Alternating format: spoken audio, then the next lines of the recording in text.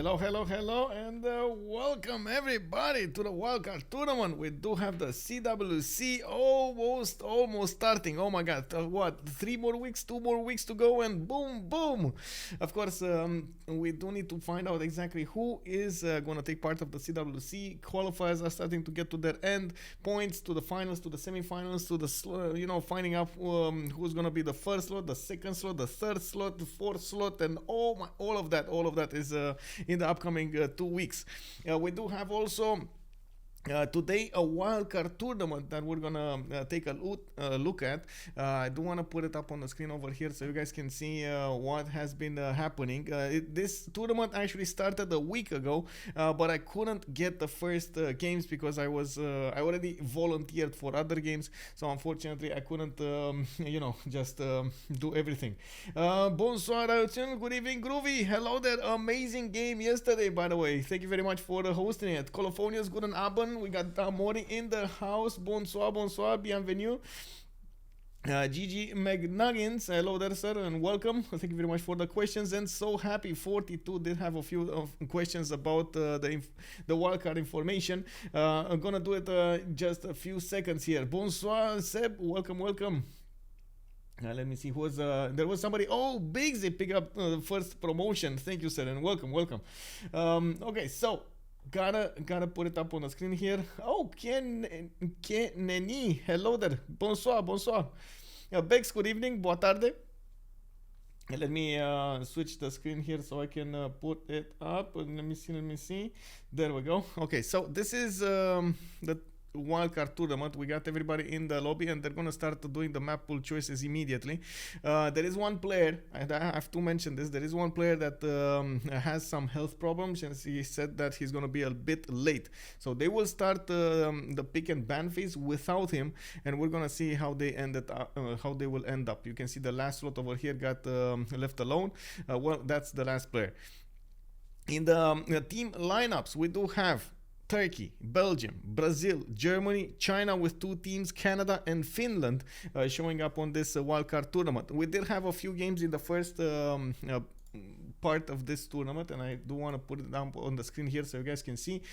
China did manage to win 2 games against Finland. We got Belgium with 2 games against Brazil, Germany with 2 games against Turkey, and China 2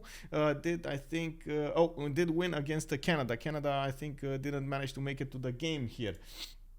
And of course, in the second round, we do have China against Belgium. This game right here, they're in the upper bracket.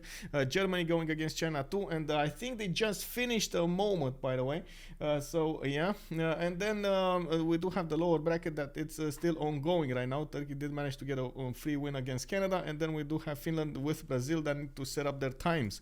Also in the rosters, I'm gonna come back to this little later, so we get to actually see what's going on here. They did manage to get on the Pangea map as a choice, and it looks like wait. Okay, they're talking about the rules. That is the right move last time. Also, it is like the CPL qualifiers. Okay, CPL has 7. Okay. Anyway, they did manage to end up on Pangea, and it looks like now they're gonna go into the active ban phase. Interesting. Oh my god, Pangea showing up a bit more in the players' choices. I am happy, boys. I am very happy. Like, I'm thinking like how many games I stream on Highlands and 7 Seas. When I see Pangea, I'm like, oh, cookie. Cake, give me cake. Let me see. Watery poops bad. Yes, indeed. I mean, I would not, I would not wish that to anybody. I hope he's going to be fine. And we're going to see how he's going to be in the game, of course, when he's going to join. Spiritoire, I'm worried that Spot 5 will be kicked to pop style. Oof. Yeah, we'll see. We'll see if that's going to be the case. Sick Globe, guten Abend. Hello there and welcome. Also, welcome back. Thank you very much for the follow, sir. Is China 1 stronger or China 2? I think it's China 1 stronger. I know Czozp very well. He's been one of the top players for years now in CPL. Even though he, went on to hiatus, had university to go to, and so on and so forth. I know he's one of the top players. So we're gonna need to see what he's gonna pull off in this game. Of course, I know a lot of players did come up with a lot of you know, good things and skill and everything, and they probably trade punches with Czozp quite easily. But still, I have the utmost respect for him because he has been one of the few players that has been with us from when the CPL server barely had 1,000 members. I have to say this, like we're at almost 15,000 right now.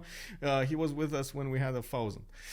Okay, so let's take a look. Pangea, probably a lot of land civs will be taken out, not a lot of the coastal civs, but Maori shows up as the first ban. Interesting. Okay, they don't want to handle that negativity. Got it, good. Okay, Mapuche taken out. Second, of course, the extra +5 against the civilization against Golden Age.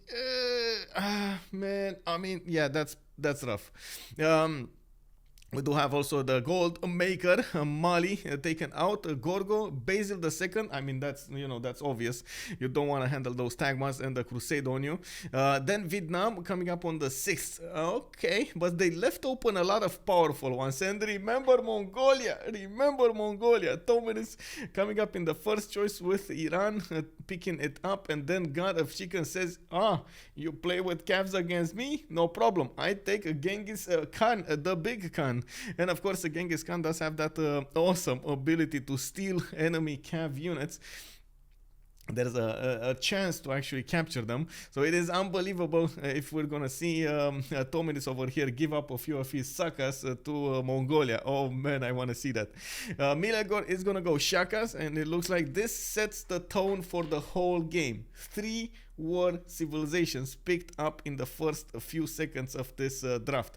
We're probably gonna see Persia. We might see, oh my god, Alexander as well. Somebody's oh no, what is this, man? What is this? Shaka, and then Alexander picked up, and oh my god, I was thinking like, okay, maybe, you know, like they're gonna go for something like, you know, like a gold making civilization. No. Who needs gold when you can just spam out heteroids, right? Exactly, like, let's go. We got Alexander, of course. They do have another 4 more bans, and then we're gonna see another 4 picks. So this is definitely like 100%. This is gonna be a peaceful game, exactly like Crispy's saying over there. They're like, oh, you come at me, bro, I come at you. You'll see. I'm not sure what happened over there, but anyway, they did pick Alexander. I guess the pardon didn't show up or something. There might have been an issue over there. And good evening, bonsoir, Wex. Hello there. Bex also say war games. We got Cyclone. This is gonna be war for from first second. Yes, they see each other. War has been declared. Oh, I see you moving units around my borders. War. I know you're gonna do it. Anyway. 4 more bands over here need to show up, and it looks like they went for Rome here. There still are very good civilizations that can be used at the beginning, and I guess I'm gonna repeat myself, but let's do it.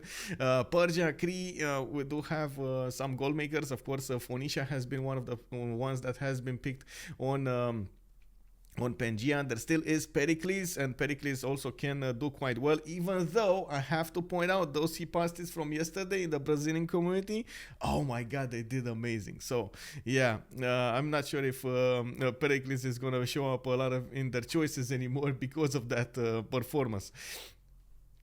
We do have Persia also coming up in the 8th band. 2 more choices to go, and we're gonna see what they pick. I do have to point something out. At some moment, like probably between the loading screen, I'm gonna go really quickly to my coffee machine, and I'm gonna click a button so I can get another coffee, because I did manage to finish this one. I ended up playing yesterday with Groovy Feet and his friends, Sir Daxalot and so on. And by the way, if you guys don't know Sir Daxalot, he does stream on YouTube and on Twitch, I believe. And I ended up going to sleep at 10:30 my morning, like AM, 10:30 AM this morning.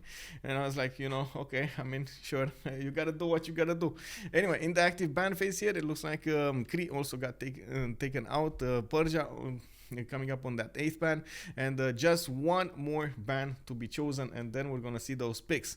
I'm not so sure exactly, and that's one of the things that I do want to put up on the screen here. We do need to see when when they're gonna come out. And wait, Spiritual is actually pushing us. Gilgamesh will be drafted the way it goes. Oh man, let's go Gilga. Yes, let's go Sumeria. Also, let's play Terra in dual size instead of Pangea. I know, right? Oh my god, I want to see that. I want to see that happening. By the way, a Terra map of 4v4 or something. That would be awesome. Everybody on a single continent. You know, one city, two cities, and then bam, you go against your opponent. Lazawa with Cleopatra. We're gonna see him trade with those Mariano Chariot archers, or do the damage against his opponent with those Mariano Chariot archers. I'm feeling some weird stuff over here. I don't know. It feels like maybe Czozp wants to go for something weird like Poland, or he can go something like Maya. Man, Hulches. Let's go Hulches. Of course, on Pangea, Maya can actually get quite a good. Spawn, and I do believe he will benefit quite well from his defensive ability, not to mention his science generation. But I don't know, man. I don't know. Czozp is well known for picking civilizations prone to simming rather than war, and that's why I'm saying something like Poland over here would be Poland. Japan would be actually yeah, there we go. Actually, Ambiorix is gonna be his choice. All of these are actually simming civilizations, not really warlike civilizations. He really likes to get those I want to say big brain maneuvers over there, settle his cities, get his bonuses from inquiries and everything for the text boost, from the civic boost, and blah blah. LittleTu here is gonna be the last one to pick from China1, and this actually, I'm not sure what this box boy is, player is, but anyway, Iran with the box. We got Czozp and LittleTu coming up from them, and it looks like Wilfred Laurier is gonna be the last choice. I don't know, man. I don't know, man. Looks like Iran is saying pick in chat by 2040. I guess he's referring to the timer over here. 2040 is indeed quite a long time to actually pick this, so it should be fine. Yes, box is Chinese, which cannot be shown in your English UIs. Yes, sir, I do know. Do you know exactly who it is, though? I would love to know exactly who it is. I don't know what player. So it's Iran, Glade, Czozp, LittleTu, 55, or HHYJ. I guess it's HHYJ, which I don't know. We're gonna get to see him today play. Also, Crispy was referring to RSL real start location, or do you mean TSL? Would certainly make the pick and ban phase interesting and strategic. We're gonna try that, by the way. We're gonna definitely try that, the TSL maps in the CCCs. We received quite a few interesting. Oh, Maya, boom, let's go. Maya, they're actually gonna go for Maya. Okay, so there we go. We do have Ambiorix, Wilfred, and Maya gonna be the last one. And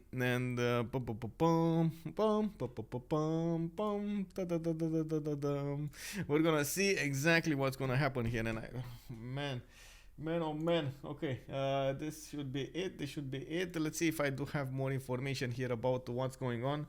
ETA on their friend. I do have to point out that it's 19 minutes past right now, and they did say their friend, or actually the last teammate, will be joining us at 30. I hope it's gonna be a bit faster, but anyway, I mean, that's not really up to my choice. We're gonna need to see how they're gonna make it. I don't know who's the last player that needs to join. Oh, he's here. Yogdrael. Yogdrael. Am I pronouncing that correctly? Yogdrael. Okay. I think so, and he's probably joining in the lobby. Okay, 1 second. I do need to suggest to them to unlock the lobby.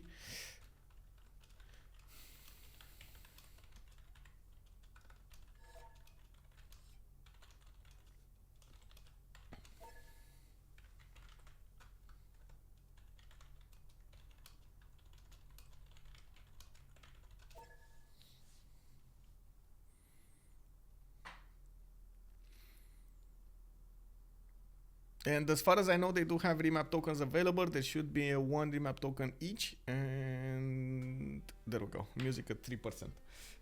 Box is shining. Welcome back. Good evening, sir. And the spiritual man, it would have been amazing if you actually had the Gilgamesh in this game. It doesn't look like it's gonna be Gilgamesh in this game. Oh well, it's unfortunate, but we'll see. We'll see. Gilga bro. Well, Gilga. Yogdrael is coming to us, and of course we do need to ready up manually. We do have him joining the lobby here. So it's going to be Iran on Ambiotics. That's going to be the goals. Of course, the GodOfChickens with Genghis Khan. Oh, let's go, Kesheks. Lazawa on Shaka. We do have Box on Tomeris. GodOfChickens on Lady 6 guy. Oh, he just switched with Yogdrael. Okay, so he's going to give him Cleopatra. Okay, got it. And where is Big Boy Khan? Oh, Meleagor is going to be Big Boy Khan. Interesting. Okay, Czozp is going to be with Wilfred Laurier. We do have Tomeris on Box. LittleTu on Macedon. Yesterday, by the way, in the qualifiers from LBC, we did notice how powerful Alexander is if he does get one of those Temple of Artemis Poggy Woggy spawns.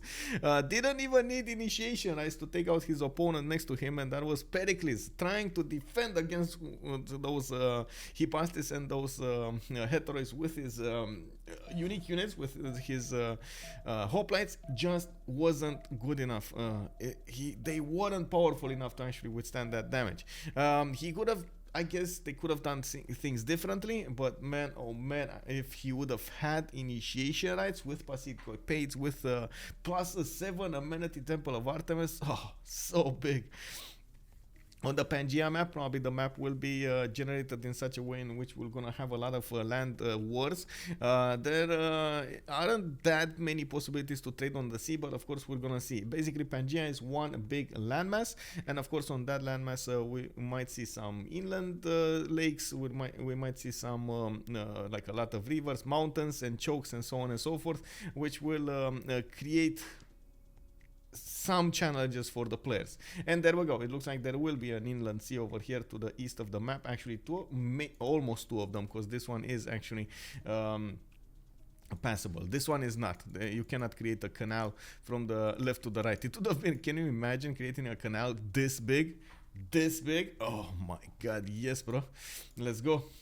Top left part of the map here, what do we have? It looks like Iran is gonna be the one that we're gonna talk about first, and I do have to wait to see. Okay, I don't have all of the information right now. We're gonna need to wait for turn 8 to see if this is gonna be the map, so I can put everything on the team labels, the prediction and everything, the details, the little details of the stream. Iran is gonna have a choice to go for a 2-2 base. I don't really think he's gonna do it, just because of that how to say, a stone tile that could actually give him some adjacency to his Oppidum. Thinking in long term, honestly he could do it, but he doesn't know about it, of these horses and iron. He doesn't see iron until bronze working. He doesn't see horses until animal husbandry, so he's not aware that he's gonna have a possible +4 over here. He does know, what he does know is, of course, he's gonna have a +4 between the two stone tiles for his Oppidums if he does get this one over here, and of course he does have another one here, but anyway, he does also have access to a dice tile. If he buys that tile in next turn, of course with his team's gold, he can actually get a free faster pantheon, not a free one, a faster pantheon. Looking at his available choices to expand to the south, we do have him with a river. He did go in place, a very good second city, by the way, on that spice, on near that spice tile, a 2-2 base, and does look like unfortunately doesn't have strong 2-2s, but strong Oppidums, but oh well, I mean, you can't have everything. And we do have him with also quite a few cities to go for the east here, and Scythia is gonna be his ally on the eastern border. That's not actually gonna put him in any kind of danger, because he's gonna get to sim here, and Scythia will be the one brawling with his opponents. Scythia on this little tile, he went for the 2-2 base, and by the looks of it, he's gonna have a 2-2 to work on the west side. Does have horses in the capital. He could. Oh man, I mean, yeah, I don't know. I wanted to say it, I mean, he could go on this river, but then I saw like this river is totally devoid of production. It's, oh my god, if you don't go for something like Lady of the Reeds and Marshes at Temenanki, Liang, Shenanigans, I don't know, it's not that great. There are cities to the southeast next to these freshwater rivers and of course the lake.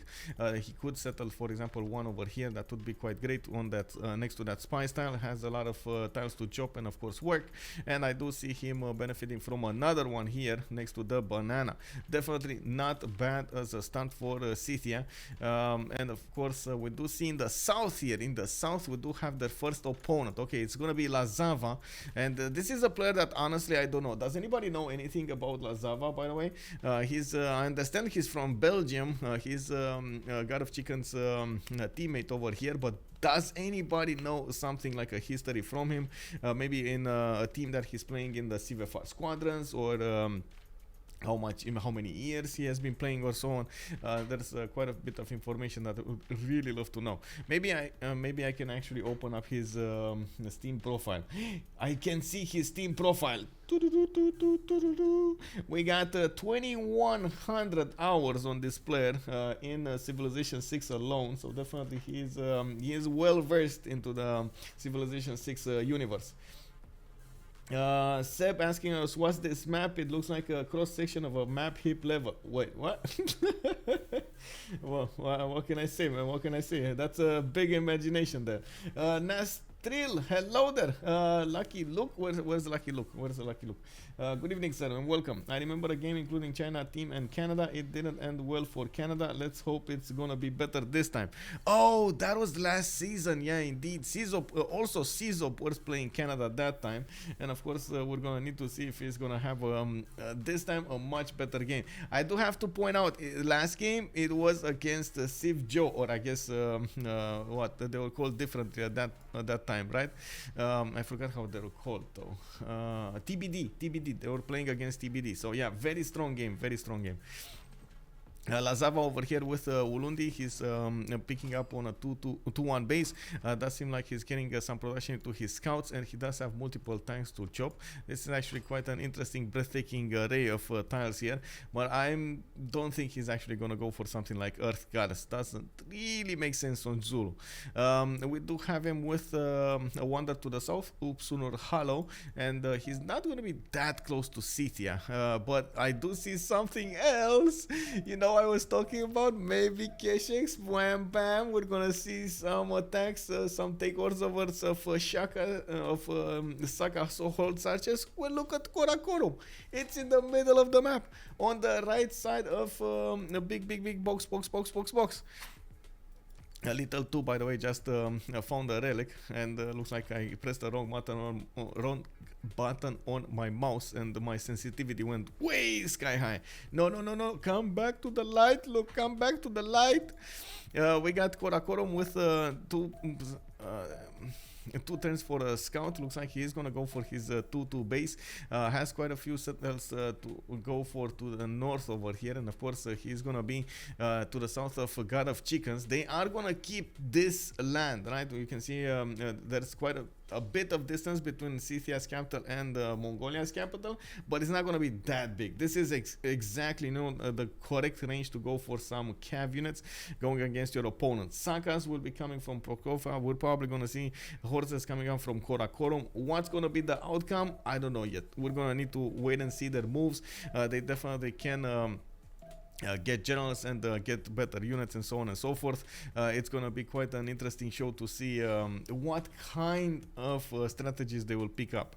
To the north we do have Wapcab now, and I do want to point out, first of all, Maya is not coastal. I mean, you know, we gotta take that out of the rip that band-aid off, because Maya not coastal does mean he's gonna actually have his quote-unquote hexagon of cities, and he can settle quite a few of them on amenities. I see one over here on the gypsum, I see one over here on the T-tile.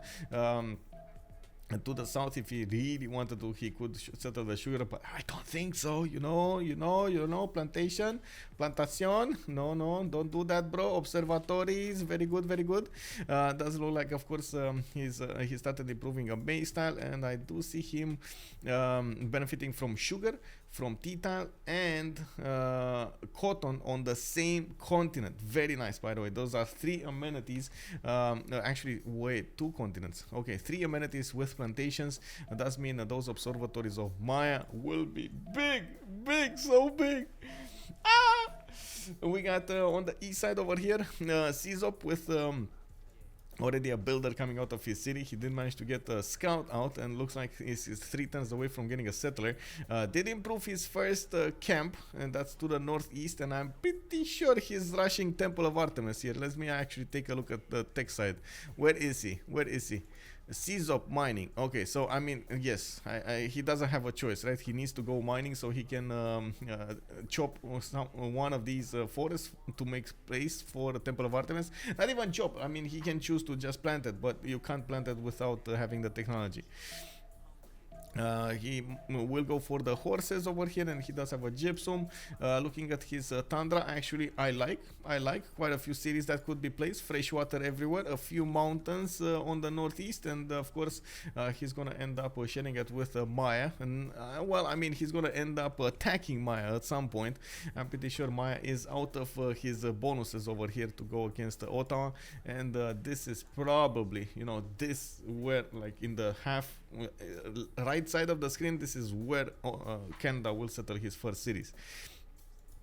We do have Czozp moving to the south, trying to figure out where they are. Turn 8, by the way. Let me take a look at the vision. They did not see each other. Looks like Scythia does not know about Mongolia. Mongolia does not know about Scythia. Do they even see anything? They don't see anything. They're gonna make this blind choice.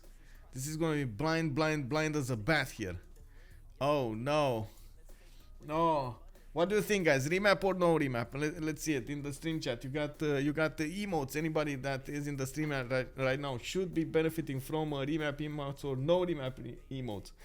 4 number is indeed considered as an unlucky number. Why there are only 3 votes per day? I do not know. Siglo calling it out as a remap. Feel like you're totally blind. You have to remap.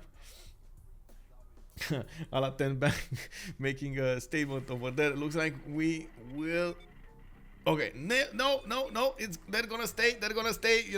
This is a statement right here.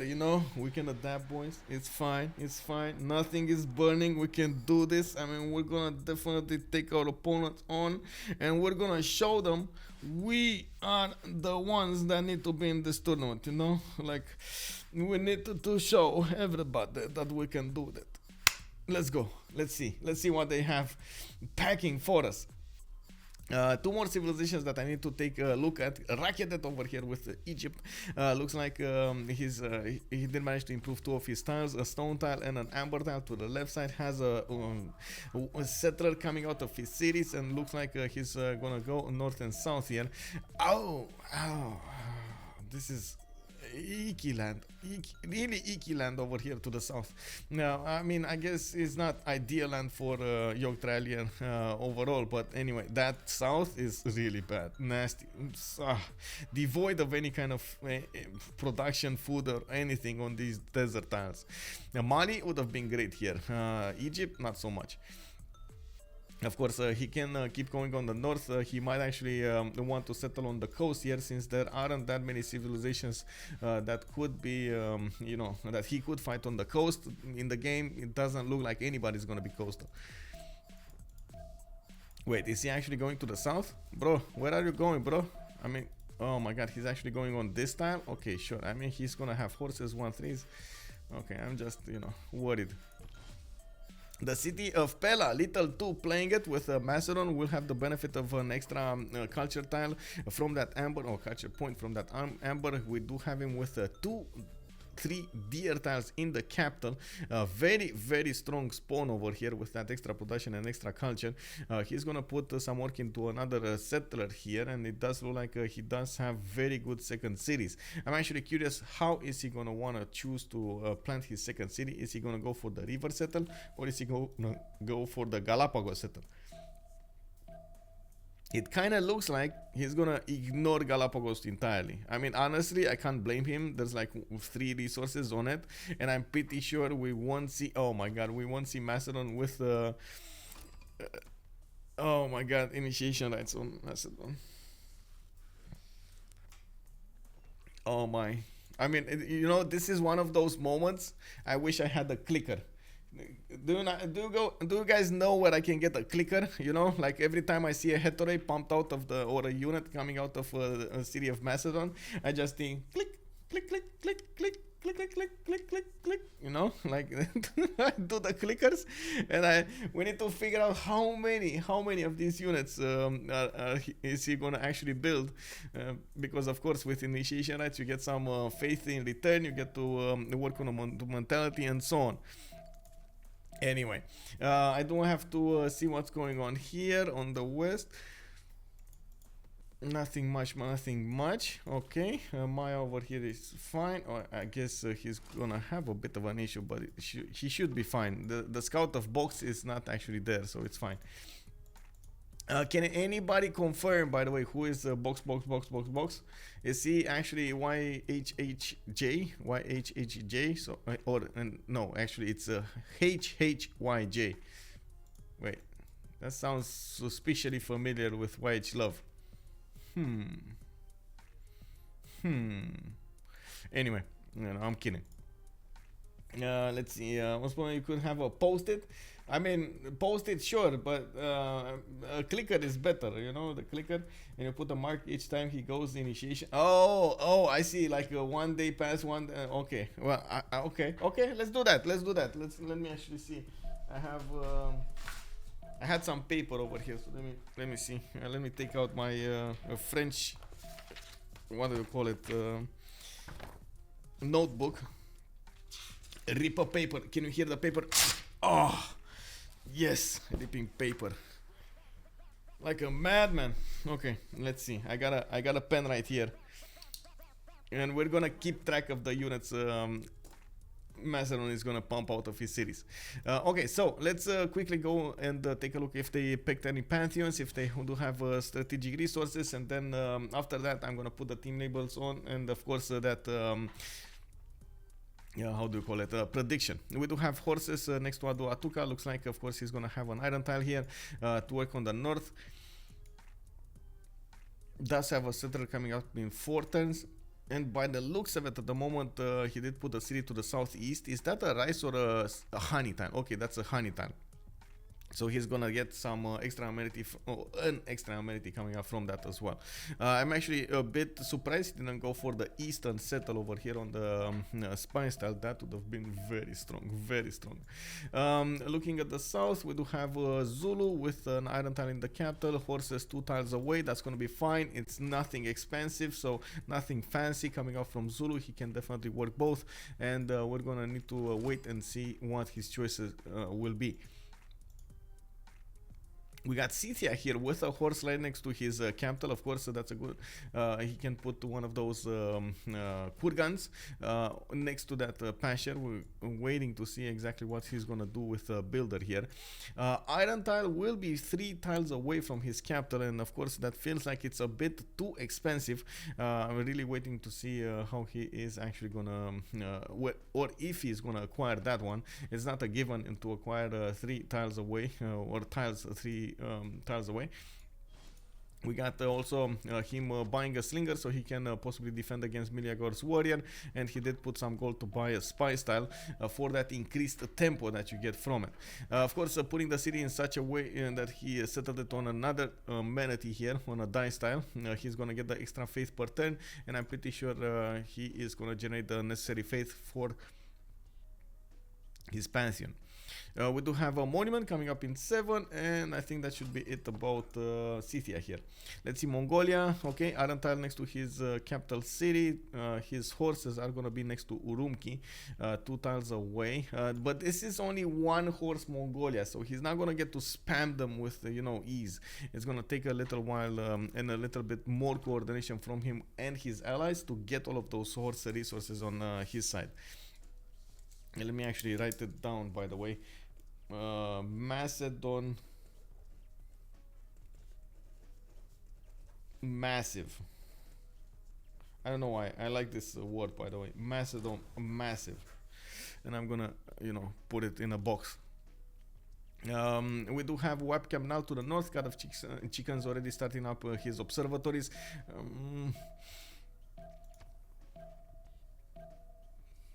Didn't get to improve his okay, there we go. Didn't get to improve his plantations. I was wondering when that will pop up over here in the tech side. Irrigation 3 turns. And in the meantime, he did manage to get a slinger out to help him defend against Scythia's units. We do have another settler coming out from webcam now, and with those 2 observatories here, unfortunately, he's not generating anything other than just straight up, you know, scientist points. We do have Hypatia first, so that's still good because he's going to get that free library and so on. Strategic resources, I see Arental to the south.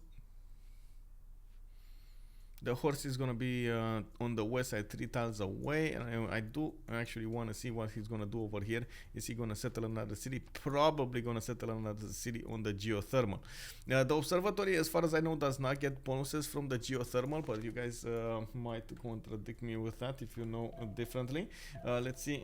Actually, no. I see observatory every 2 doesn't say like a barrier reef. No, so that's he does get it from the Great Barrier Reef tile, but he doesn't get it from the geothermal.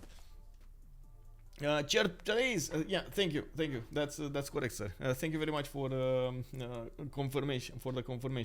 A bit defensive opener for Mongolia. Indeed, I don't think it would have been actually a good opening to go for the west side, and I'm pretty sure he's gonna be a bit wary about fighting Scythia at the beginning. It's very, very complicated to fight those Saka horse archers at the beginning. But anyway, Mongolia here will probably try to delay any kind of attack until he's gonna get his Keshex. Then totally different gameplay.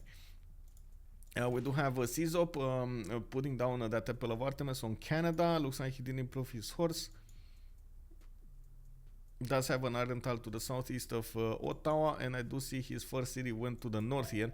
His second one is gonna go to the south, and he's gonna get that amber tile in his territory. That means extra culture, while of course the Temple of Artemis will allow him to grow higher in population much faster, which is gonna be amazing. He's gonna couple that extra growth with good production tiles that he has over here. For example, this 1 food 4 production gypsum. Very nice, very nice. And of course, in the meantime, he needs to push back the Mayan units so he doesn't lose any civilian ones. In the north, by the way, doesn't seem like he's gonna have amazing tiles to work. He does have a trader moving from that city to the capital, and of course he's getting some extra food, extra production. I do see him well, I guess growing on the east here, and I do have to point out Canada does benefit from a good and I should say very good actually discount to buying these tiles, so it's not going to be that expensive to go into the tundra.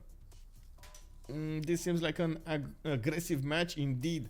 Bonsoir, sir, look. This indeed looks like a very interesting matchup. Horses versus horses. That's going to be nasty over here, by the way.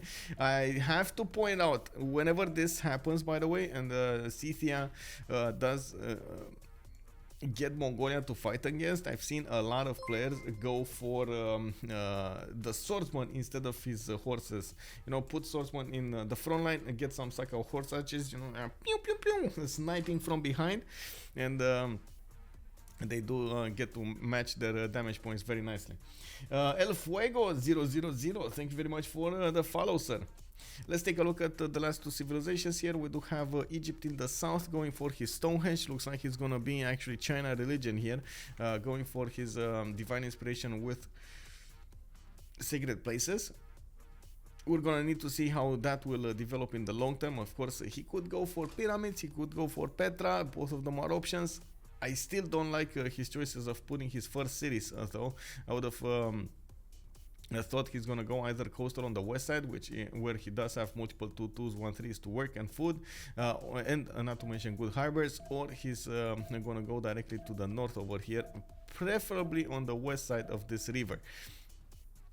There is a Macedonian warrior already bashing him in his capital, and I guess this is the moment, right? We need to check out Macedon's unit count, since Rakedet does seem like he still has 4 more turns until we're gonna see that Stonehenge finish. He does have horses and iron tile. Still 3 tiles away from his capital. This is gonna be nasty. I mean, does he have another one? No. This one, even the other one that he has, is still 3 tiles away. Expensive, very expensive. Okay, so I think it's wait, he got he got 2 warriors from initiation rites, and then he got another warrior from the beginning. Does he have it anywhere else? No. So that's 3 warriors. Okay, see, he didn't build any units yet. Like Macedon did not build any new units yet. We did have him settling the city of Dion over here next to Galapagos, and of course he's actually putting down that encampment. Looks like the city of Pella also has an encampment, while Amphipolis is working on a 4th settler.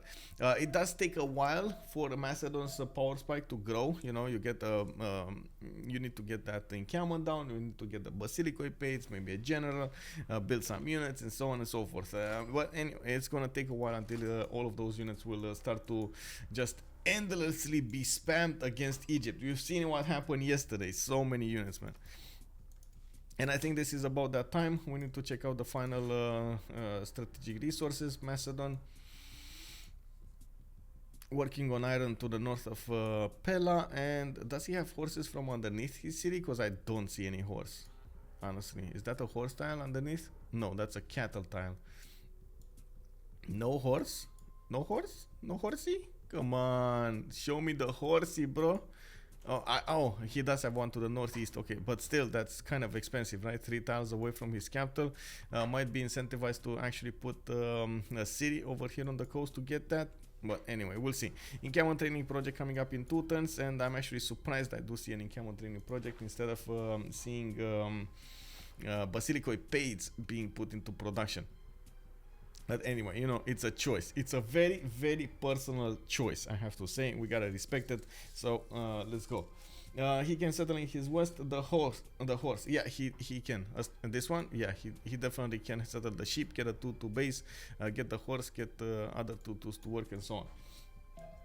I think he wants to deny generals as much as he gets them. Oh, that's gonna be rough. We do have encampments put down by Scythia, by the way, 2 of them, so that's definitely gonna be rough. Wait, Scythia? Okay, he went for the 3rd settler. Where is this settler going?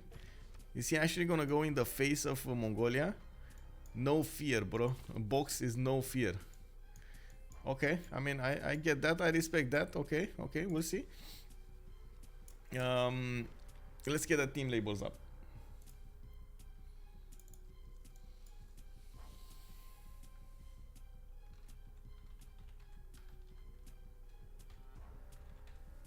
And today I think I wrote like 4 times Belgium. I always make a mistake in its spelling. I do not know why. I have to pay attention to that so I don't make a mistake. Okay, so it's Belgium on the left side of the screen. We do have China on the right side of the screen. On the team Belgium, we got Meleagor, GodOfChickens, Lazawa, and Yogdrael. While on the right side, we do have LittleTu on Macedon. The Czozp is going to be playing Canada. Box is going to be Tomiris, and Iran is going to be playing Gaelic Empire. It does seem like, of course, we do have the quote-unquote warmongers going against themselves. I'm pretty sure there's going to be a skirmish over here between Scythia and Mongolia. We do have a skirmish between Macedon and Egypt over here. Definitely needs to take care of those borders, and at the same time I think at some moment in time Canada will try to do some shenanigans over here against Maya, and probably the reason Maya is not putting cities on the east as much as he would have without knowing that Canada is there. Still waiting to see all of that, how to say, all of the early choices to come up from the players. I'm really curious when where this settler is gonna go, because now it looks like it's still on its road. You know, it's on his journey. Okay, let me actually put up also the prediction here, so we get to see what the chat feels like. Who will win will be the question. We got on the left side, of course, Belgium. On the right side is China1, Belgium. Okay, 30 minutes to go, and we start the prediction. Another thing that immediately, you know, sticks out of the game here, it does feel like the players did go for very aggressive civilizations, not something that we've seen that many times. And of course, it's something like you know, I would say a breath of fresh air. We do need to see how they're going to use that power spike to actually go against their opponents. Zulu is not that close to his enemies. It's going to take a while until he's going to actually get to use his units. Looks like he also is putting down Ikandas. Lester Holster, thank you very much for the follow, sir. And Gaul free sim, it's semi-free sim, I would say. I mean, they know about him. Both Zulu and Mongolia found him, and of course, you do see that they could go against him at some point. But in the meantime, I think Scythia will just gather, will just, you know, be a magnet for all of those units coming against the Gauls. Of course, I do see that most of the players did manage to get their 2-3 cities here.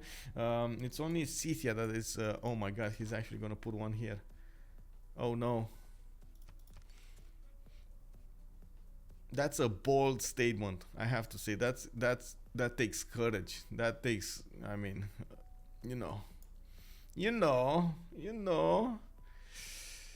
I don't know, man.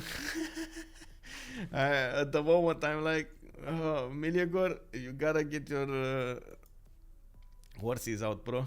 Let's go. Let's do it. I do see traders coming up from Prokovka. I do see a camel training project coming up in traders for Shertomlik. Macedon is already with the project finished. He is only on 1 great general point a turn. Scythia is on 2. We got Zulu on 1, and of course nobody else making points. I would really love to see also Mongolia get one of those encampments out because he really needs them. I'm actually curious, what is he going to go for? Is he going to go directly horseback? No, he's actually going bronze. Okay, did he get horseback? That would be the next question. I don't think so. It's possible if he rushed it directly from the beginning, but I don't think so.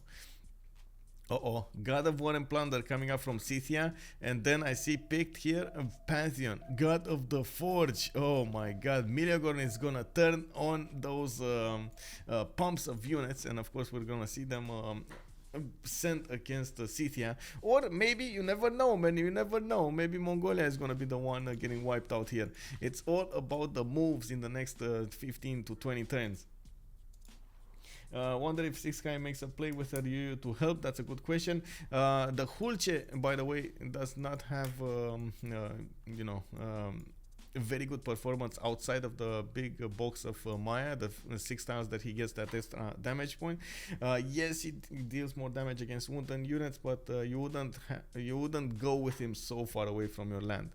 Now we do need to see him defending though, and I do see him putting quite a bit of importance on getting the culture, getting 2 of these monuments, Yaxchilan and the Whack Cap now, while he started improving his T-tiles. He also went for Goddess of Festivals as a Pantheon, and that gives him an extra point of culture on his plantations, which is definitely not bad. You can see he's getting that extra point of production along with the points of gold and of course the point of culture.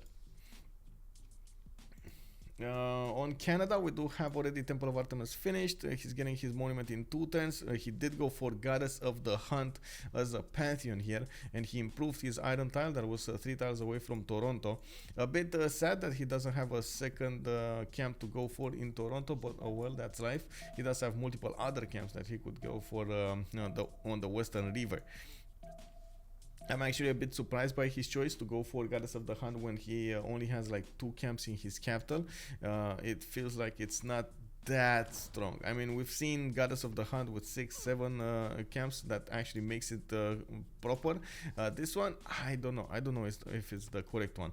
I guess we're gonna need to see in the long term. Maybe Czozp just doesn't care that much about the bonus. Okay, let's see bonus over here. Lady of the Region Marshes got picked up by Egypt. He's gonna get his Great Prophet. He did go for Stonehenge and his holy site, and it looks like now he's gonna go for a Temenaki over here from Memphis. Is this worth, bro? I guess I need to ask stream chat right now. Is this worth? Let's see. Is this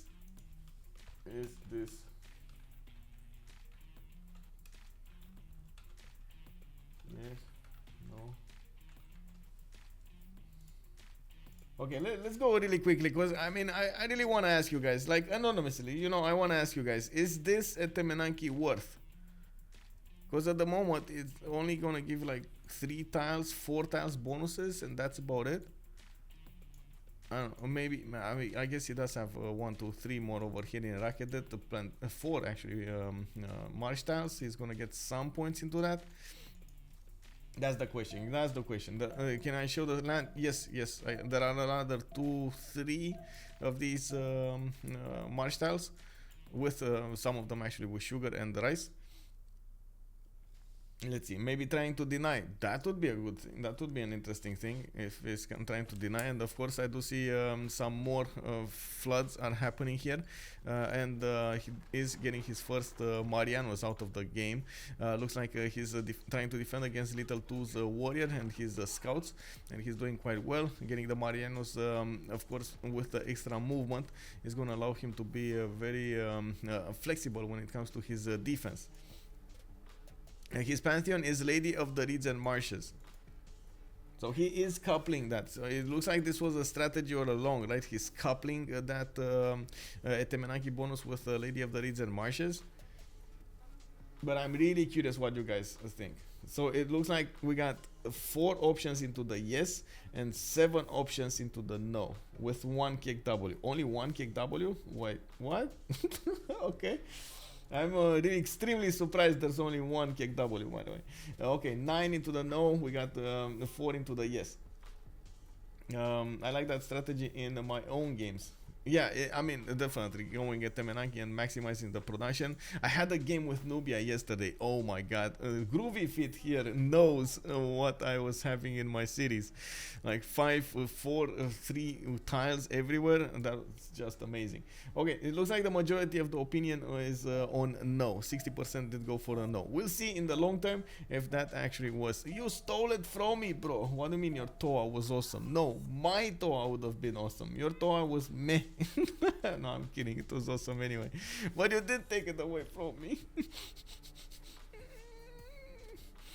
We got encampments coming out from Amphipolis. We got the Basilico Pates coming out from Pella. Looks like, of course, there's a 4th settler going towards his opponent here. He did manage to recruit a great general, that's Burica. And it looks like right now Mongolia. Wait, all of the generals got taken? Bro, it's turn 29. Oh my god.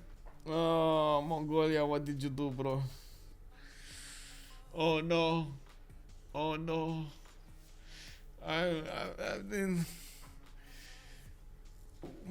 This is... What happened here? Like, Mongolia, no... Oh my god, he might die. He's trying to get it, but he's not gonna get his bonuses, right? The classical unit bonus is not gonna be there. He needs the next ones are medieval renaissance. You can see over here, right? Medieval renaissance. So the earliest unit that he's gonna get a bonus on will be Kesheg, a knight, men at arms, courser, or crossbow. Huh? You know, like, it's mind-boggling, bro. Delaying that encampment was so costly over here, and it looks like Scythia was on point with his deny. He's trying to get his archers on the front line. We do have him with Shunzu as a great general. He could actually even create a book over here, the Art of War. in the city of Pokrovka. Of course, in the meantime, it doesn't seem like he's going for very fast units here, and it's taking his time. I do see Genghis Khan is 1 turn horseback riding, 1 turn military tradition, and he did manage to get out a few of these builders, so he could, in theory, chop next turn a lot of the horses if he's getting it from his allies. Let's see how many resources. Well, I mean, I say in theory, but look at that. They can only do 16 plus 12, that's 28, 30, that's it, 30, so 3 horses, they can only do 3 horses. Ew. I don't know how many horses they're making though. I do see 2 over here for Mongolia. Maybe we got Maya. Okay, he did improve his horse style, so that's 4 a turn. Let's see who's over here. Yeah, Egypt. Did he improve his horse style? Still no horse style improved, so that's, I mean, you know, he does need to do it. He does have a builder there with only 1 charge, and looks like by the positioning of that builder, he might either want to chop it or move it towards Memphis, and I think Memphis is gonna be the way to go here, so he gets an extra mine or something. Basilico Ipates coming up from both of these 3 encampments from Macedon. The first one to finish in the city of Pella. We got Amphipolis with 4 turns and Dion with 8. It's gonna take a while. Oh, era score. Is everybody? Meleagor. Oh no, bro. Meleagor not gonna get the golden. Okay, this is the moment I think I need to go get a coffee. This is the moment I need to get a coffee. You know, do you know the concept of you gotta go to the balcony? This is exactly it. You know, you gotta take 2.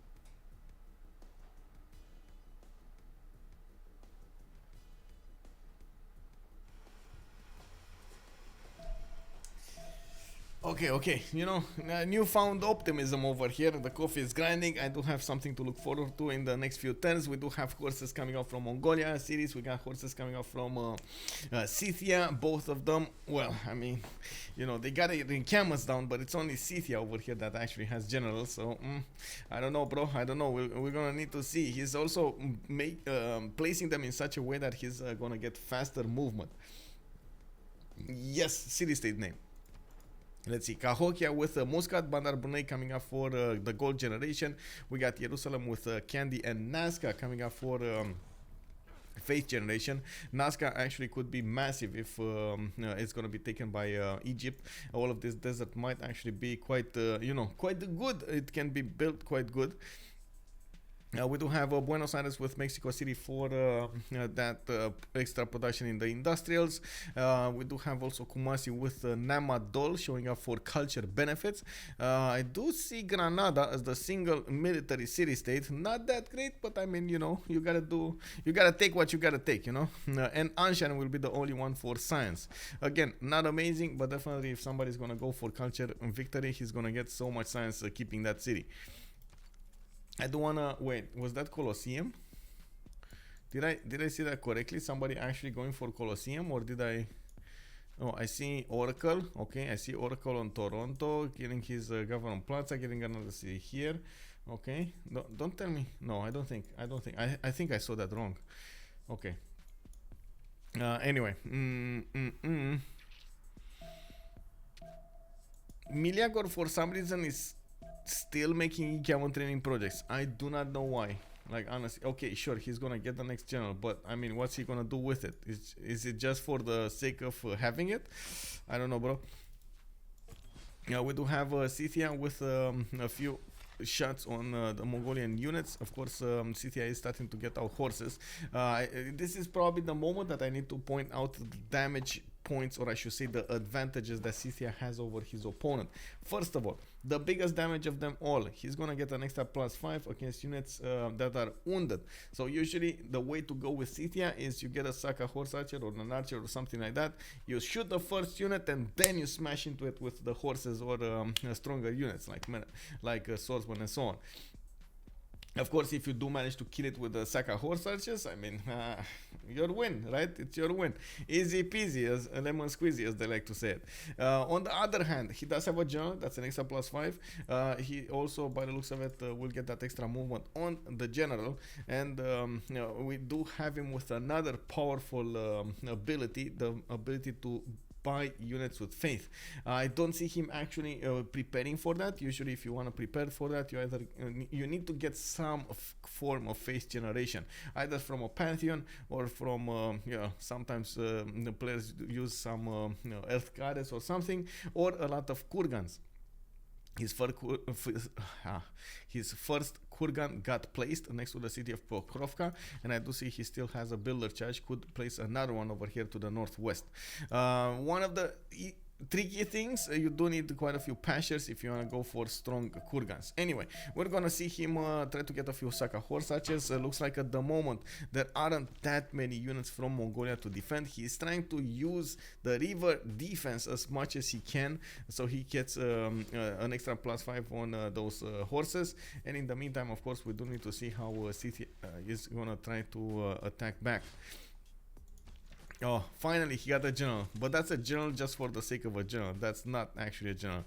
I'm really curious if I'm pretty sure he actually, noticed this, but I'm just saying I'm actually quite curious if no. I'm curious, why did he still charge for it, since he didn't get that many bonuses out of it. Anyway, I want to see Zulu to the south. Zulu could have actually tried to take a general away from him, from the Scythia. We do have him with audience chamber coming up in 1 turn, getting his commercials out. He did put his government plaza, and of course that's audience chamber in 1 turn. I do also see him building up quite a few settlers here, trying to go for his second expansion phase. Okay, not bad. We also have the first religion in the game, Divine Inspiration. Old One Wonders provide him a +6 faith, and then Defender of the Faith.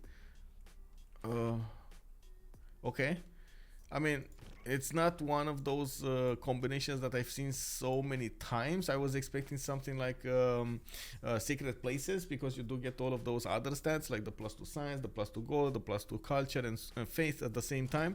It does make a bit more sense, but anyway, Defender of the Faith, he probably thought, I mean, I'm gonna have Macedonian units come against me, I cannot just sit here while I take the damage points. And okay, I see units, I see 1, I see 2, I see 3, I see 4, I see 5. Okay, so that's a line of 5. 2, 4, let me double check that. Yeah, 2, 4, 5. We do have battery rams in production, Pella. We got heteroids in production, Amphipolis. Of course, those 2 generals are allowing them to move a bit faster, and we do need to check out what's going on in the front line. Immediately, Box did actually go for a placement next to Kora Korum, and of course, unfortunately, cannot go directly against these horses yet. It's still, these horses from Mongolia are still strong enough to withstand the damage points. We do have, wait, that's an encampment? That's, okay. I mean, I can't say it's a bad placement for an encampment, but if you really want to go in your face, in your opponent's face with an encampment, you might want to try to get it 2 tiles away from your opponent's city, so you can at least lob some shots with the catapults against that city defense, just saying. If you want to go for all in, you might as well. Let's take a look at the Golden Age points here, while we of course have on the middle of the screen this war raging between Mongolia and Scythia. Meleagor, normal age. Oh, We got GodOfChickens in a golden age, pen bash and voice. He's gonna get 21 science, 0.3 per 10 and 29. Oh, he just jumped to 30.9. Very nice. And the culture is 29.5. We do have him only on 16 gold, and I'm pretty sure he needs to get some more. There was a question in the stream chat if we're gonna see Maya sent some of his hulches to the south here. You can see these hulches, replacement archers, unique units of Maya, do deal quite an important amount of damage to the archers of Scythia. They could have actually been quite important here if he would have managed to get them, but that's not gonna happen. Oh, one other bonus that I didn't actually get to say, but I wanna point it out right now. Scythia does get a heal if he kills an opponent unit. It's extremely important. It's basically like having war department from third 0 on your units. It's nasty as a bonus. And you saw right now how this horse did deal the final damage on that archer and killed it, and then poof, he healed back up. I don't know how that works. Maybe that you know, vampire style replenishment of units, but yeah, if it works, it works. That's how the game gets to process that. We got a bit of a disaster over here. Looks like in my land there's gonna be a drought. Oof, that man. You know, whenever there's gonna be a drought, there's always gonna be a drought. That's gonna be nasty.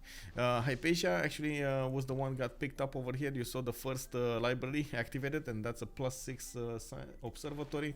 With Hypatia, he's gonna get you know, the extra points of science from the library and an extra point of science for all libraries that he has from then on. For each library. His GodOfChickens is on 37 science for 31 culture. He's very well in the lead over here right now, but unfortunately he needs to do something about the south here. He would need to put some form of counter pressure on Scythia, so he takes away from Mongolia. Mongolia also has a bit of a problem with his production. He doesn't have enough units to defend against this, and you can see how Box is using a few of his last moves to deal important. Okay, there we go. Let's see the first moves here. Box might lose a horse here to Meleagor. Mongolia doing settler. Wait, no. Where is he doing settler? I saw an archer. He's doing an archer. What do you mean? Okay, that's another dead horse. Did I saw that he switched? Okay, Whew. I was like, wow, no, don't do, no settler, bro, no settler. You're gonna die. Not only you're gonna lose that city, you're gonna give a free city to your opponent, bro. No. Okay, it's fine. Let's take a look at Canada spawn here. We got theater squares coming out from Ottawa. He did put down his commercial hubs, and the most important thing is, okay, where is his Pingala? Pingala is in Ottawa, so all of those points. Oracle is in Ottawa as well. Okay, that's what I wanted to know. Where is Pingala? Where is Oracle? So he's gonna try to max out the points that he's generating from the city of Ottawa. And at the moment, with his commercial hub on the west side, he's gonna get a lot of these merchant points, probably from the next turn, because he just finished it. One of the important things is, of course, he can get a lot of the trade routes going for free from those great merchants, and second of all, he can generate a lot of gold for his teammates. It does seem like he's going for internals right now, so it's not going to generate that much gold from the internals, actually not at all. He would need to go for Buenos Aires if he wants for a connection, because at the moment I don't see him actually connected with anybody. Maybe, and I say this is actually a good possibility for them. Alexander can get a city on the coast, and if they do manage to settle coastals over here, that would be amazing, amazing gold generation for them. Okay, we got the second attack going on the map here. Macedon pushing in with the Hetores, with the Hypanstes and his generals. You can see these Hypanstes are doing a lot of damage to the Mariano Chariot archers. And that was one dead Mariano over there. Did try to get away, I have to say. Yogdrael did try to move it back. And looking at his options, it does seem like he's gonna try to counter attack into this. He passed this. Is it gonna be enough damage? Oh, barely enough damage. Oh my god, this he passed this, doesn't have a promotion on him. He's on 4 out of 100 points of health. Okay, let's see. I did get 5, right? It's 1, 2, 3, 4, 5. Let's see. 1, 2, 3, 4, 5, another 5. Bro, 1, 2, 3, 4, 5. Boom. And so 10 units, right? 10 units, and we got another one in production right now. Getting his battery now. We don't count the battery now. I have to say, like, support units don't count to this. Okay, let's take a look at what's going on here. Oh, whoa, whoa, whoa, whoa. Karakorum. I mean, is this gonna be one of those boom, boom, turn 60, turn 40 wins or something? Like, what's going on here? Looks like Karakorum, yes, he's not gonna be in siege, but he has 4 of these horses from Scythia next to him. It does look like the city of Quiet is trying to get a settler out. And in the meantime, in the south, it doesn't seem like Lazawa is gonna have an army to help him out anytime soon. What we do have is from the north also Maya trying to get a settler to the south of, actually 2 settlers. He's in his second expansion phase here, and like, does he, I guess he realizes, right, the second Scythia is gonna finish with Mongolia. He's just gonna switch to either Maya or Zulu, and I think Maya will be on the receiving end. Oh no, I mean, Gilwiz, I don't know, bro. I don't know. But yeah, I guess that's an escape settler from Acquire. He's probably going to try to chop it. Karakorum got taken out. That's the first capital of the game taken out. That's, of course, turn 39 here. It does look like China is coming up with a very strong and aggressive gameplay here. They did manage to go even against Mongolia, which is one of those, one of the aggressive civilizations in the game. One of the most aggressive civilizations in the game. But I have to point out, usually Mongolia's timing is at in the medieval era, when he gets his stirrups, when he gets his keshiks and so on. Not really in the ancient / classical one when they're fighting right now. Let's take a look at the total bonuses here. Lazawa, Penbash and Voice coming up for Shaka.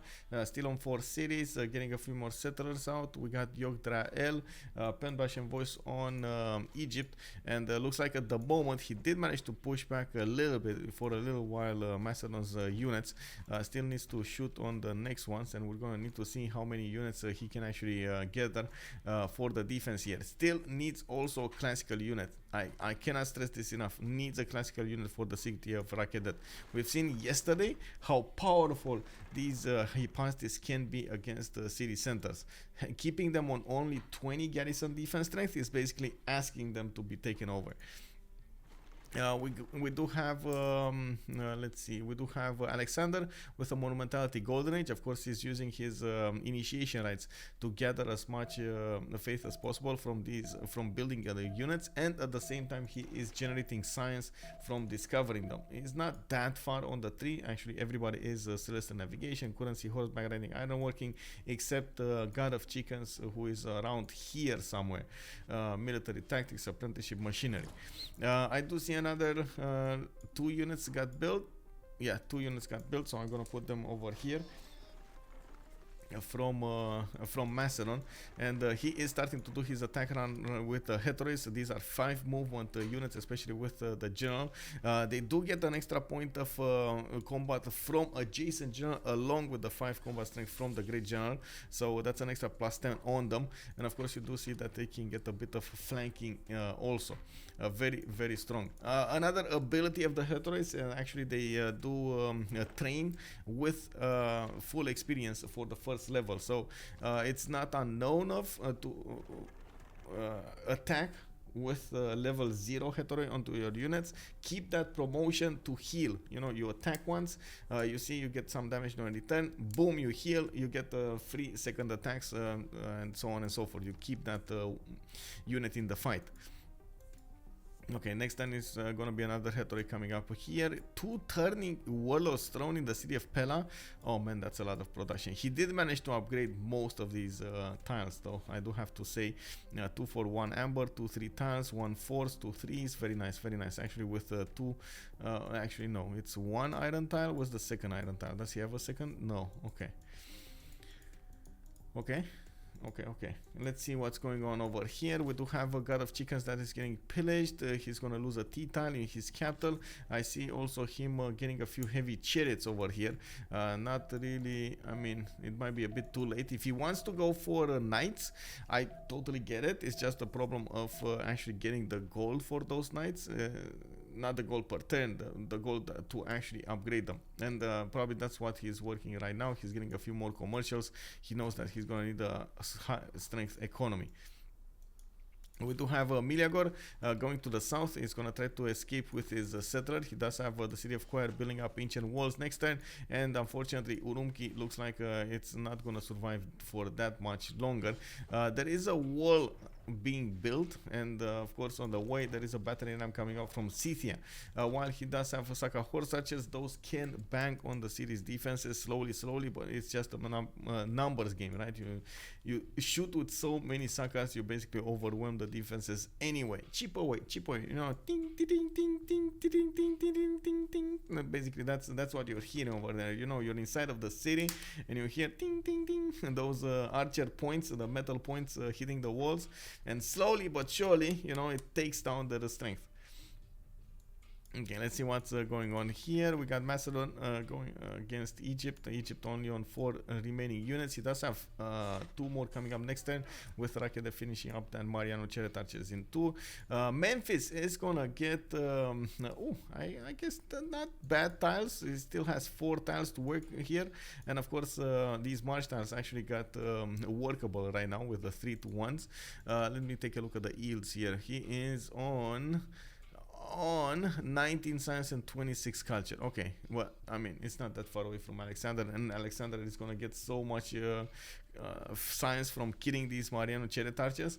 Where are those strong units on the front line? That's what I want to know. Marianos are great, but they need something stronger in the front line to actually keep them shooting. Otherwise, they're gonna be fodder, right? They get 2-shot by these heteroids. A reverse Shawshank kick. Now it's escape settler. Looks like Maya won't sim. Yeah, Maya doesn't look like he's gonna get to sim that much. He's probably gonna be on 50-50, and that's it. Let's see. Boom, boom. Okay, that's one. He's probably gonna take this one as well. Macedon doesn't have units to. Oh, wait a second. Does he have? He could move here and then attack. He could do this. Let's see. Does he have a new one? No. Okay. I wondered if he actually has another heteroid that he could smack this, but it doesn't look like. Okay. Oh, maybe some trade bug. Urumqi is being put under siege. We do have the walls finishing up over there. Swordsman coming up in 3 turns. Victor also establishing. He needs to get that city with as much garrison health as possible. And I'm pretty sure we're gonna need the help of GodOfChickens to come and overwhelm Scythia here. He needs to be careful. Now Scythia is at that moment that he's just gonna build so many units. Right? He has the Saka horse archers coming up in a line from his main territory, putting his government plaza and so on. Also, one point I have to make: while all of this was happening on the east side, the Gauls did manage to reach feudalism, I think. It doesn't make sense to actually get so many builders without feudalism, but I hope he has feudalism. It does seem like every one of these builders is on its last turn, and if he doesn't have feudalism, he might do well to actually move away from it and just wait for that civic to develop. Now we do have him upgrading his tiles over here, and I guess one of the easy, yeah, he does have feudalism. Look at the spine style, it's a 4-3-2. It should have been a 3-3. Okay, yeah, he does have feudalism. So is the die style and so on. Okay, it's fine. We do have him putting down entertainment complex, and that means he is gonna try to go for Colosseum here. Where is this entertainment complex from? Is this from Adoatuca? Yes, that's from his capital city. He did manage to get over there a +3 OP2. Okay, and I do see him, of course, getting these +5 charge builders, which will allow him to get so much damage done. Let's see what's happening over here. This is gonna be I mean, look at, oh man. Okay, like that looks like it's gonna fall. That's gonna be the second capital of the game taken away, by the way. Second capital of the game. It looks like, okay, in the main cities of Macedon, another 3 more units got finished this turn. Okay, we got another 3, so that's 15 units in total right now from Macedon. Heterois, we got more heterois. Look at that, he's one turning them from Pella. He's getting another settler, and I'm pretty sure he actually bought it with faith. Initiation rights just getting massive right now. He's only on, what is it, 5? Yeah, 5 faith a turn, but he does have 83 in the back. Every time he's pumping up one of these units, boom, he's getting some more faith. Thank you for the follow, Space Wolf 3000. Hello there. Yeah, it does look like we're getting closer to that CC. Oh well, it happens. Korakorum, okay, looks like so. I think it's all about GodOfChickens and his next strategy here. He does have, well, I mean, I say that, but then I see their goal per turn. That's just not gonna happen. 27 gold per turn, heavy chariots coming out. A knight is what, 70 to upgrade with the cardon. And does he have the cardon? He should be having the cardon. That's just not enough damage, not enough gold. Like, they have 76, so they have in total maybe 2 of those knights, and that's it. And he has a 1, 2, 3 pre-builds with another 2 coming out. That's 5. I mean, they're just not gonna get the numbers. And if you do try to attack, the problem is if you do try to attack with only a few units, like 2 knights or 3 knights and no general and so on, what it's gonna end up happening is you're gonna see your units dealing some damage, maybe taking a unit, but then taking so much damage from the other units that you're gonna start to lose one, and that's like 33 or 50% of your army right there, right? And then you just don't do enough damage until you get your reinforcements on the field. It's not a good trade. Not a good trade. You basically just send them on their death. Oh well, we do have one of the reasons that I've been saying a long time, a lot of the times, you have to do overwhelming armies if you actually want to take over an empire. Wait, I had a message here. What? Wow. One sec.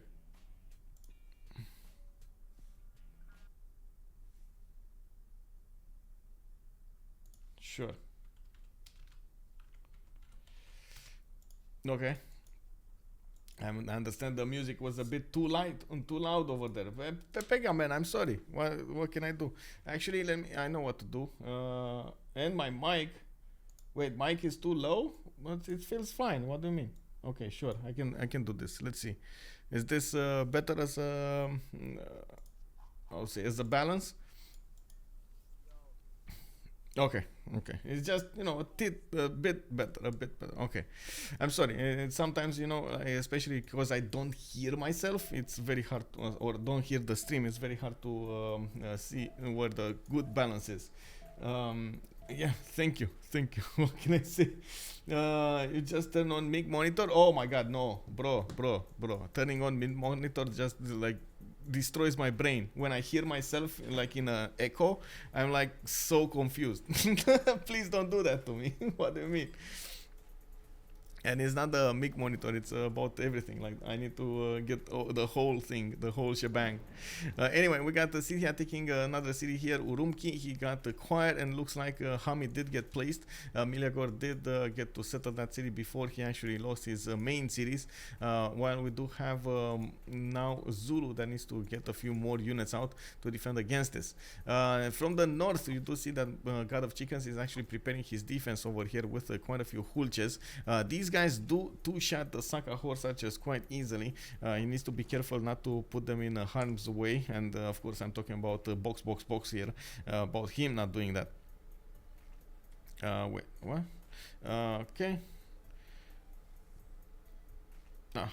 Okay, let me actually check out what's going on over here. On the east side, we did have the takeover of the capital of Egypt, and I do have to point out that it looks like Egypt is not gonna get a safety settler out, and all of these cities will be inherited by Macedon.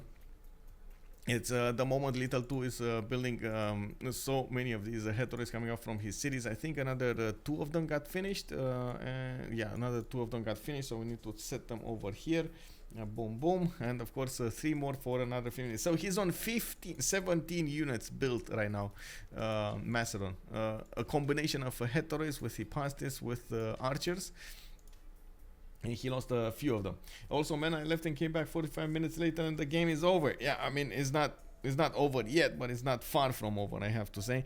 I'm a bit, how to say, concerned about how it's gonna go down here. GodOfChickens clearly is trying to go for the sit-ups. Again, if you look at some next turn, he's getting very, very close to actually discovering that, how to say, discovering that sit-ups. Oh, he did get it. Okay, he did get it. Never mind. Boom, boom, boom. Let's go. He probably left it on just needing to get feudalism. Now he's gonna hard build his knights, and I think he just used all of his iron. Yeah, he's on 4 iron. Oh, victory. Okay, so that's the okay. That's it. You see, he didn't have enough resources. They lost 2 capitals. Looks like China definitely showing up with a very good game here in the best of 3 series in the second week of this wildcard tournament. This is just the first game out of this, and we're gonna need to see. First of all, if Team Belgium will manage to defend against the next team, and of course a counter-attack, take us to a 3rd game, or if they do manage to how to say lose in the next one, with Team China going through. China1 looks very strong. I have to say, looks very strong. Let's get a GG well played. I guess most did leave. Let's see if I can actually go into the channels over here to see what's going on. Where is it? The general voice, I guess. General voice. I'm just gonna open up the channels.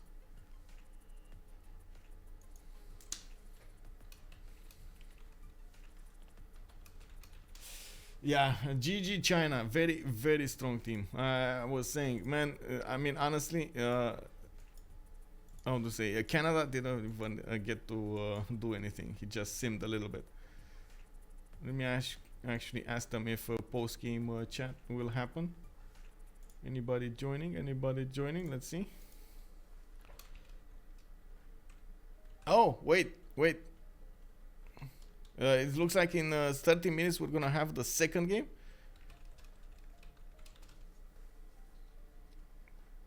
Oh, wait, I just received new information over here. It looks like second game will be in 30 minutes. Okay,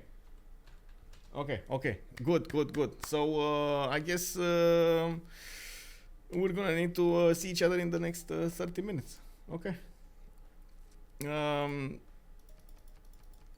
I'm gonna put a timer on. I'm gonna put the waiting screen and the timer on.